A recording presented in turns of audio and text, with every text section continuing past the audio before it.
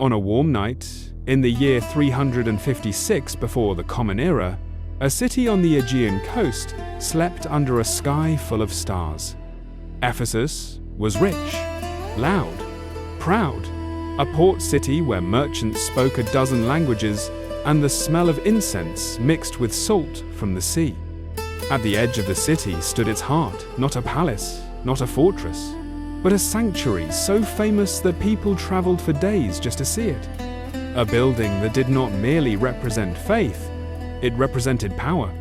Then, in the darkness, one man walked toward it carrying a flame. By morning, the world's most celebrated temple was a ruin of smoke and ash. The story says his motive was simple. He wanted his name to be remembered forever. History remembered the fire, and it remembered the name despite every attempt to erase it. Because the Temple of Artemis at Ephesus was not just a building. It was a stage where human ambition, religion, wealth, and vanity collided again and again until even the gods could not keep it standing. This is the third episode in our journey through the 7 wonders of the ancient world.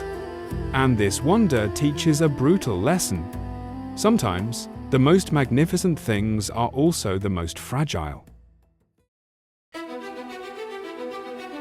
Ephesus stood in what is now western Turkey, near today's Selçuk, close enough to the sea to taste it, close enough to ancient trade routes to profit from it. But Ephesus did not become legendary because of its harbor. It became legendary because of a goddess, Artemis. Not the quiet, distant Artemis of later Greek statues, the huntress with a bow. In Ephesus, Artemis was something older and more complex, a powerful guardian figure linked to nature, protection, prosperity, and fertility. Her cult was not a side note in local life.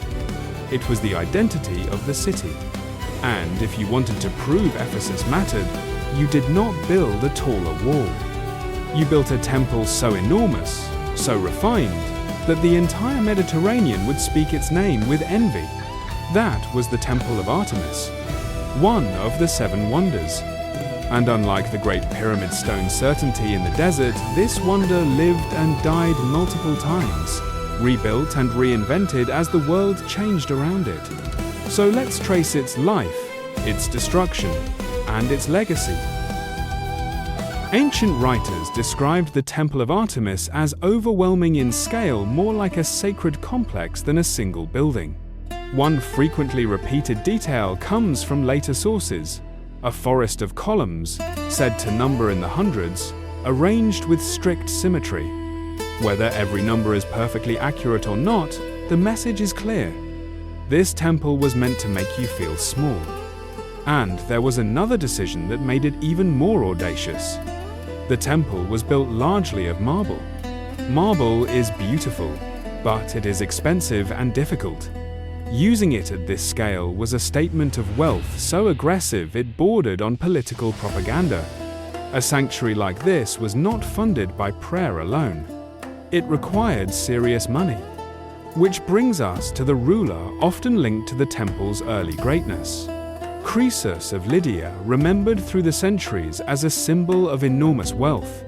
Tradition holds that he contributed to the temple's construction or expansion, tying political power to religious prestige. Because that is what the temple really was. A monument to Ephesus, yes, but also a monument to the system that ruled the ancient world, where religion and power were never truly separate. Here is one of the strangest parts of the story. The temple was not built on a dramatic hilltop like many Greek sanctuaries. Accounts suggest it was built on lower, softer ground, sometimes described as marshy. On paper, that sounds like a mistake. But some ancient explanations claim it was intentional, an attempt to reduce earthquake damage by placing the foundations on ground that could absorb shocks. Was it truly an ancient anti-earthquake strategy, or a later rationalization? We cannot say with absolute certainty. What we can say is that the builders were dealing with real constraints: the landscape, the water table, the city's growth, and the need for a massive, stable platform. And they solved it. They created a structure that stood as a beacon for travelers, merchants, and pilgrims. It was not just a place to worship. It was a landmark that announced, "You have arrived in Ephesus." And when you entered, you did not just see architecture. You saw economics. The Temple of Artemis was not only a religious site. In the ancient world, major sanctuaries often served as financial and social power centers. They could function as treasuries, places of negotiation, and spaces where the city performed its identity in public. Pilgrims brought offerings. Merchants followed pilgrims. Artisans followed merchants. And the city grew richer because the goddess's temple pulled the world toward it like gravity. Festivals associated with Artemis filled the streets with noise and movement, processions, rituals, commerce, spectacle. In an age without mass media, this was how cities became famous. They became destinations. And Ephesus did not just host worship, it hosted an experience. Even the statue of Artemis in Ephesus carried its own mystery. Many people have seen the iconic image, Artemis, covered with rounded forms across her chest. For centuries, those were commonly interpreted as multiple breasts, an extreme symbol of fertility. But modern scholarship debates that interpretation. Some propose they represent bull testes offered in sacrifice, or gourds, or ornamental elements of ritual costume symbols, not anatomy. Here is the point that matters for this story. Whatever those forms truly represent, the Ephesian Artemis was not merely a Greek goddess in a Greek city. She was a local power, ancient, layered, and politically central. The temple was her throne. And because it mattered so much, it also became a target. In the year 356 before the Common Era, the temple burned. Ancient writers claim it was arson, a deliberate act committed by a man later known as Herostratus, who supposedly confessed that he did it for one reason: fame.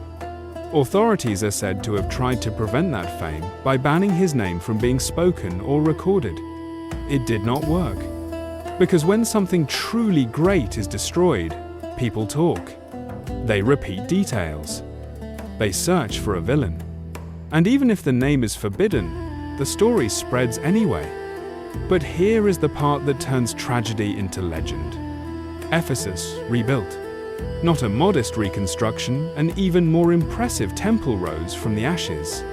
And in the background of that rebuilding, another famous name appears: Alexander the Great.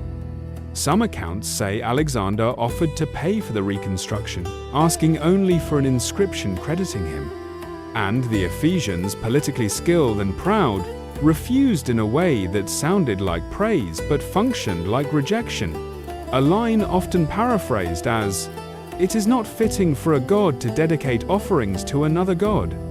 The exact wording varies across retellings, so it is best understood as a polished anecdote rather than a literal transcript. But the meaning is sharp. Ephesus would rebuild its wonder on its own terms.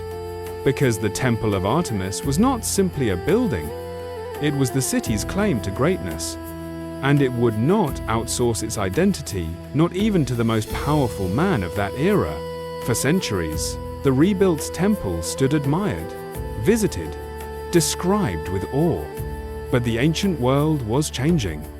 Empires shifted, trade routes evolved, religions transformed. And the forces that destroy wonders are not always dramatic like fire.